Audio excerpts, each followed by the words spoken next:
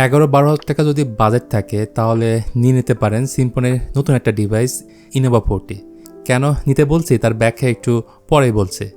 তার আগে বলে রাখি এই ফোনের মাঝে 6000 mAh এর ব্যাটারি ব্যবহার করা রয়েছে Sony camera sensor IMX752।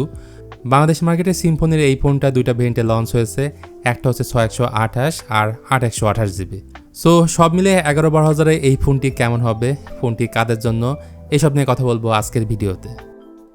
Innova 40 ডিজাইনে বললে এই ফোনটার ডিজাইন খুবই সুন্দর, আর এই ধরনের ডিজাইন ওয়ালটন নেক্সি N27 এর সাথে মিলে যায়।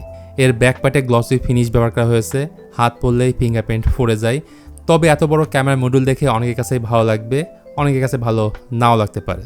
তবে এখানে কিন্তু একটা কাজের জিনিস আছে, রিং লাইট, যেটা লো লাইটে ছবি তোলার ক্ষেত্রে অনেক কাজে লাগে।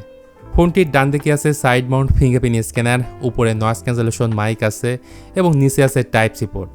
আর কালারগুলি যদি দেখেন এই 5টি কালারই আপনার কাছে ভালো লাগবে। পাশাপাশি IP52 এর রেটিং আছে। আরেকটি বিষয়, এই ফোনে 2টি সিম প্লাস একটি SD কার্ড ইউজ করা যাবে এবং একটি মাত্র স্পিকারই থাকছে ফোনটার নিচের দিকে। এখানে স্টিরিও স্পিকারের কোনো অপশন নেই। তো ইনোভা 40 কেনার পেছনে একটা বড় কারণ হতে পারে এর মাঝে বিশাল সাইজের ব্যাটারি, কারণ এখন পর্যন্ত এত বড় ব্যাটারি দিয়ে সিম্ফনি কোনো ফোন রিলিজ করেনি। যাই হোক, এই ফোনটার মধ্যে ব্যাটারি থাকছে 6000 mAh এবং বক্সের মধ্যে একটা 8 ওয়াটের ফাস্ট চার্জার থাকবে। ক্যামেরা সেকশনে ইনোভা 40 রিয়ারে 4টি ক্যামেরা সেন্সর মনে হলো, বাস্তবিক অর্থে কাজের ক্যামেরা একটাই পাবেন, 50 মেগাপিক্সেলের প্রাইমারি সেন্সর, যাতে সেন্সর হিসেবে থাকছে সনি IMX752 আর ফ্রন্টে থাকছে 8 মেগাপিক্সেলের সেলফি শুটার। তো সনি সেন্সর থাকলেও এই ফোনের দুর্বল দিক হচ্ছে ভালো ইমেজ প্রসেসর এবং ছবিগুলো দেখলে বিষয়টা ক্লিয়ার বোঝা যায়। এই যা প্রসেসিং খুব একটা বেটার না, ইভেন এক্সপোজার ব্যালেন্স কিন্তু ঠিকমতো ধরে রাখতে পারে না। তবে প্রপার লাইট পেলে, মানে ভালো আলো দিতে পারলে এই ক্যামেরা ভালো ইমেজ ক্যাপচার করতে পারে। ভিডিও ক্ষেত্রে রিয়ার ক্যামেরা দিয়ে সর্বোচ্চ 1080p 30fps ভিডিও রেকর্ড করতে পারবেন এবং ভিডিও করার পরে যখন ভিডিও প্লে করবেন তখন ভিডিওতে সেগে আসবে। এটা বাজেট ফোনের একটা কমন ইস্যু। এরপর তাহলে ডিসপ্লে নিয়ে বলা যাক। এই ফোনে আমরা পাচ্ছি বিশাল সাইজের একটা HD+ ডিসপ্লে, যেটা সাইজে হচ্ছে 6.75 ইঞ্চ, সেই সাথে থাকছে 120 হার্জের রিফ্রেশ রেট। তবে ওয়াটার ড্রপ নচ না দিয়ে যদি এখানে পাঞ্চল দেওয়া হতো তাহলে দেখতে কিন্তু সুন্দর লাগতো, মুভি দেখে আরও বেশি এনজয় করা যেত। তাছাড়া লোয়ার স্ক্রিন সাইজের খানিকটা বেশি মোটা। সব মিলে এই প্যানেলে আপনি কমপ্লেন করতে পারেন, আর করাটা কিন্তু স্বাভাবিক।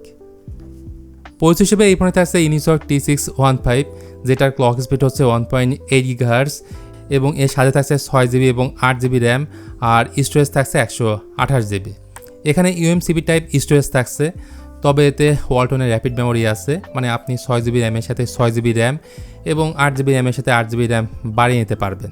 গিগবেন্সে স্কোর পাওয়া গেছে সিঙ্গেল করে 442 আর মাল্টি করে 1493। সো বোঝা যাচ্ছে এটা সেরকম পাওয়ার ডেলিভারি করতে পারবে না, তবে ফেসবুক, ইউটিউব সহ এক অ্যাপ থেকে অন্য অ্যাপে সুইচ ভালো মতোই করা যাবে। অপারেটিং সিস্টেমের ক্ষেত্রে ইনোভা 40 রান করছে অ্যান্ড্রয়েড 15-এ, যেটা গো এডিশন না, এখানে ফুল ভার্সনটা আর কি দেওয়া হয়েছে। সব মিলে 11-12 হাজার টাকা বাজেট থাকলে সিম্ফনি ইনোভা 40 খুব একটা খারাপ হবে না, বরং ভালো ডিলই বলবো। শুধুমাত্র ডিসপ্লে উপরে পাঞ্চলটা আমি মিস করেছি। বাদবাকি আপনার চয়েস, আপনার ডিসিশন, আপনি এই ফোনটা কিনবেন কিনা। তারপর এই ফোনটার ব্যাপারে আপনার কোনো প্রশ্ন থাকলে সেটা জানাতে পারেন কমেন্ট করে। আর ভিডিওটি ভালো লাগলে please hit the like button, share করতে পারেন আপনার বন্ধুদের সঙ্গে।